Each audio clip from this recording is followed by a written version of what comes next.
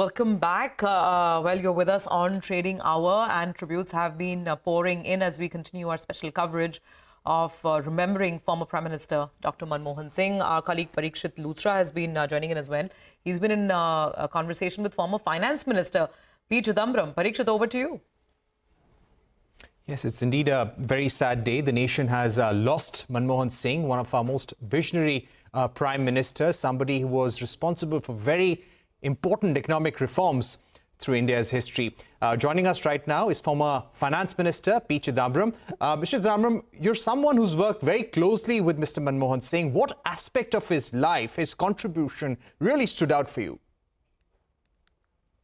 Dr. Manmohan Singh was clearly making a clean break from the past, from the path of socialism, state control, regulations, import control, export control,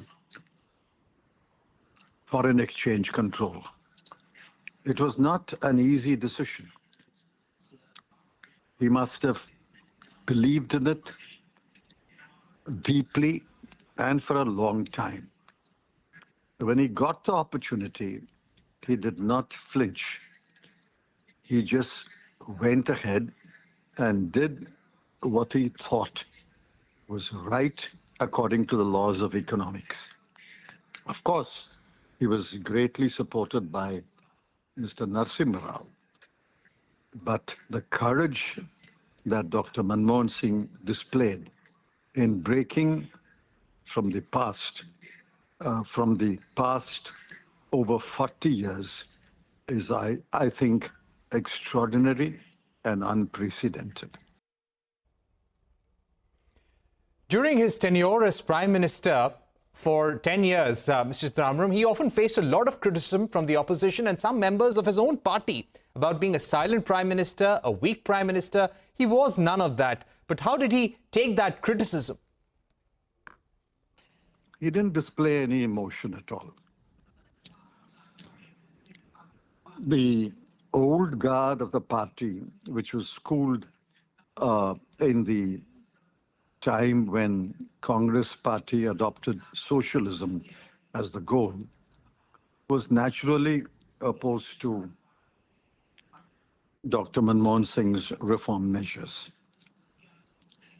He patiently explained to them, and I think eventually they fell in line when they saw that the growth rate had picked up sharply and the people were happy with more jobs, more growth, more availability of goods and services. The younger members learned very fast. And he was a patient teacher. He will sit with each minister and listen to him and explain what good economics is. And other younger members learned very fast. So I think he took the good and the bad in stride and was quite stoically, but he was convinced that the path that we had taken was a path to prosperity and greater growth. Right. Any personal anecdotes you would like to share? You worked very closely with him in the cabinet. A number, but obviously we can't share it in a short telephone interview. I remember he was very hurt when, in the face of fierce resistance by the left parties, some members of his party had tried to persuade him to give up the Indo-US nuclear deal. He called me and said, in such circumstances, if he was forced to scrap the Indo-US nuclear deal talks, he would have no option but to step down. I said, it won't come to such a pass.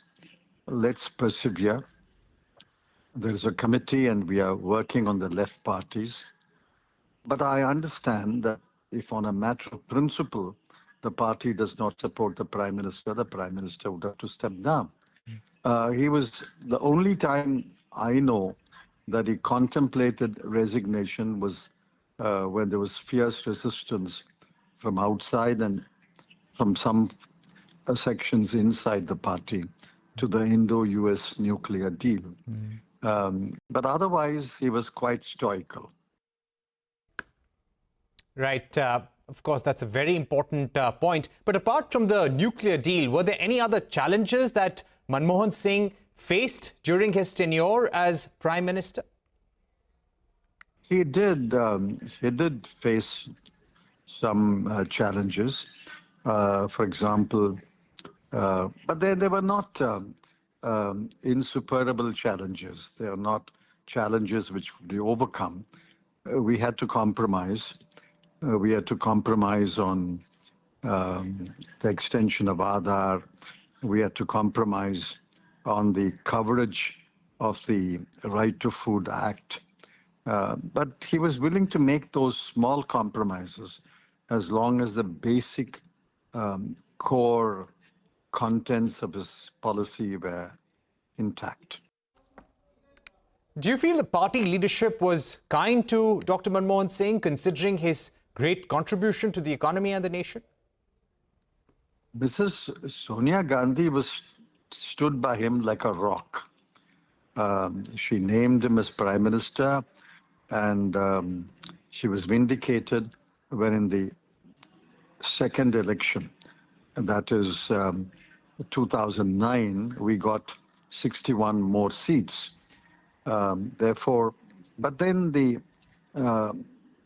errors were committed, not personal mistakes of Dr. Manmohan Singh, but the system did not exercise adequate control over the ministers and the ministries and their policies. And the system let him down in the second term, but he was quite stoical.